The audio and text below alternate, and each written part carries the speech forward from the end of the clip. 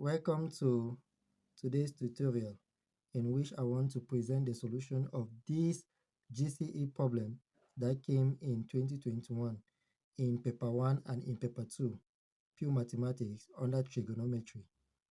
The paper 1 part of it wants us to find the value of theta for which this function is minimum, while the paper 2 wants us to prove this trigonometric identity. So starting with paper 1, we are going to first of all find the value of theta for which this function is minimum. For this function,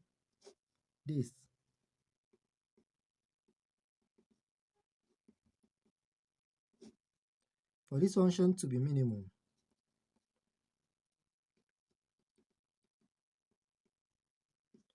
this denominator has to be maximum.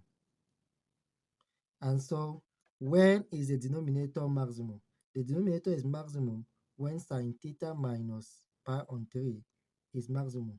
And we know that the maximum value for sine theta occurs when at 1. That is, the maximum value for sine theta minus this is equal to 1.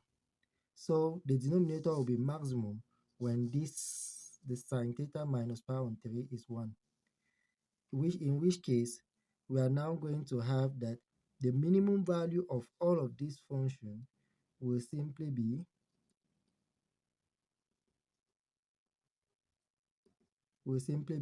2 on 3 times 1 plus 5, which is equal to 2 on 8, which is the same as 1 on 4. And this occurs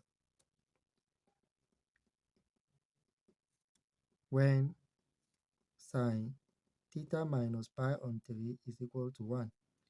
Taking the sine inverse of both sides, we are going to have theta minus pi on 3 equals to sine inverse of 1, which will give us theta minus pi on 3 equal to pi on 2, which is going to give us theta as what?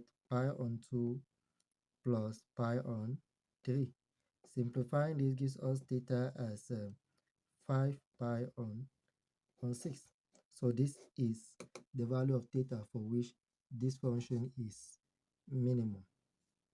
Now, the second part, paper 2, let us prove that this trigonometric identity is true. I'll begin with the left-hand side, or I'll work from the left-hand side and get to the right-hand side. So the left-hand side is sine 3a minus sine a, all that divided by cos 3a plus cos a. Now, to simplify this function, I'm going to first of all simplify the numerator and the denominator separately using the formula for the addition formula for trigonometric functions. That is, we recall that sine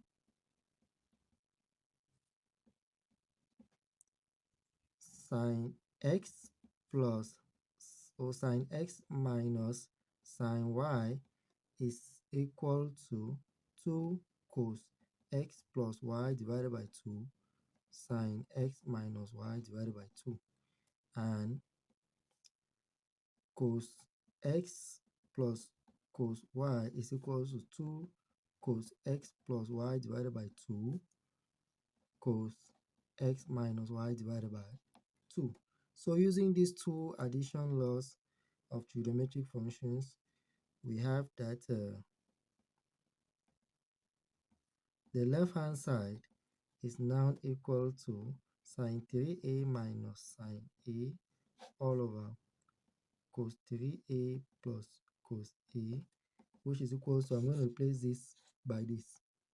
So it's going to give me 2 cos 3a plus a divided by 2 sine 3a minus a divided by 2, all this divided by 2 cos 3a plus a divided by 2 cos 3a 3a minus a divided by 2.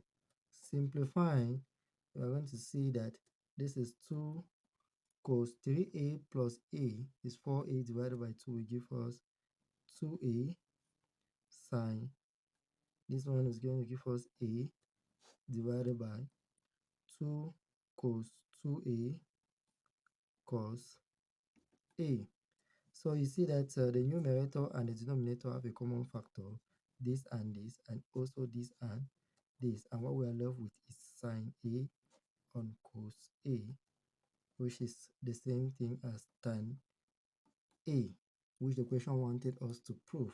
So this is equal to the right hand side, meaning that we have come to the end of the proof, and it was quite easily done.